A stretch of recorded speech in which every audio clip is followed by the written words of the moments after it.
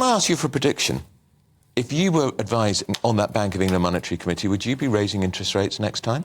I've been saying for over a year, Andrew, I wouldn't have raised interest rates to begin with. I mean, I don't want to disagree with my friend Liam, but he's just said it. It's food and energy prices. How does raising interest rates curtail people eating? Yeah. We have cost push inflation. It's not consumer spending that's driving it. So it was and is a grievous mistake to be raising interest rates. And what football manager would be allowed onto the pitch for the 13th game when he's lost the previous 12? It's just that all this stuff puts people to sleep. We love football. We understand it. They must not raise interest rates anymore. And it is that is perpetuating the inflation. If I can just say one more thing quickly. 7.9, great. It's nothing to do with Bailey, Sunak, Hunt, or anyone else. Cost push always runs itself out, as it did in 2009. The then bank left it alone. They never should have raised these interest rates. They've perpetuated the time before it started to run itself out. They've caused the inflation. Could they then cut them? Absolutely. But you say it's a mistake. It can't be a mistake. It has to be deliberate. So what is motivating them to do that? Well, I'm sorry. You're absolutely right. It's totally deliberate. We're living in an alternative reality.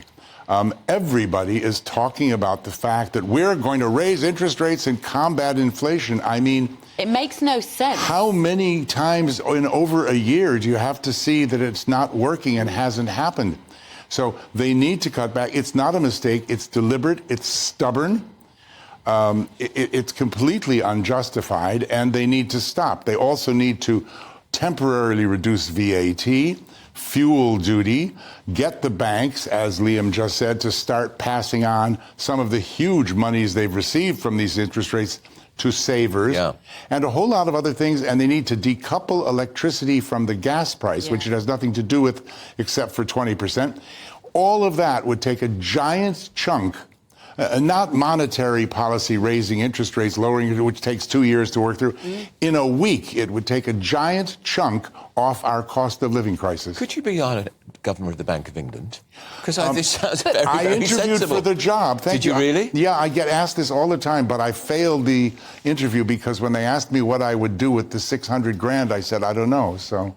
But I'm still confused as to why they are deliberately running the economy into the ground. Who benefits from that? Not the British public. I keep getting asked this question. I'm running a Twitter poll at the moment saying our government insists on raising interest rates. And when I say our government, I mean not only stubborn Andrew Bailey, not only the gentleman that my friend Alex Brummer, longtime city editor of the Mail, calls the blundering Andrew Bailey, who he says doesn't have the intellectual wherewithal for the job. That's pretty strong. I'm not saying that. But you know, he's under so much criticism. You know, he's actually having secret meetings with Stop Oil. He's trying to learn how to glue himself to his seat at the Bank of England. Why is he doing it? I said in the poll, the government insists on raising interest rates. Andrew Bailey has the effrontery to tell us not to seek wage rises, not to have our businesses try to make profits, whilst he then turns around. And this, by the way, was only on Open Democracy for a week before the main media picked it up, paid £25 million in bonuses to Bank of England staff. And then they're going to spend $7 billion that they just found to buy some votes by getting rid of wealthy votes, getting rid of the inheritance tax. In the poll, I say, is it that we're being scammed? They're doing their best, or it's a conspiracy? Because I'm getting a lot of conspiracy stuff. 89% we're being scammed. Right. Jeremy Hunt, of course, said as Chancellor, a recession may be the price worth paying to cut inflation. I'm sorry. Jeremy Hunt, who has never worked 24 hours in any finance business in his life? He ran an education company before he came into Parliament. He's a big fan of Chinese politics, though. This is true. This is true. Jeremy Hunt reverses himself. So a week before the fabled Mansion House dinner, at which Messrs. Hunt and Sunak put their imprimatur, their blessing on what Bailey and company are doing, saying, yeah, more interest rate rises, Hunt was actually criticizing Bailey for the first time, saying, this is crazy, you can't... He flip-flops. elect me prime minister, 12.5% corporation tax rate. Weeks later, oh, I'm chancellor. Now we got to have 25. I know. And that 25 has been passed to us already since April the 1st, also fueling the cost of living crisis. Yeah, and we've got this factory. This is good news, but of course that's wonderful. £500 million. But other companies like the drugs company, we're going to open a factory in England. AstraZeneca. Gone to Ireland where the corporation tax is half our rate. And we've got the Indo-Pacific Treaty, which may not be much economically. It doesn't, I mean, I said the other day that claiming that the Indo-Pacific Treaty, the CPTPP, replaces the EU when it only provides 0.8% of gross domestic product is like telling someone that short people are attractive when they've just had their legs amputated. I mean, it's ridiculous. But it does, security-wise, and joining the most powerful access going these days, it's nice to see some good news that can't be criticized about this government that seems to put its foot in its mouth every 30 seconds. Your hunch, what will the committee do on interest rates? Because it wasn't different music from Hunt, wasn't it, at the Mansion House speech? It's really hard to say. It's a great question.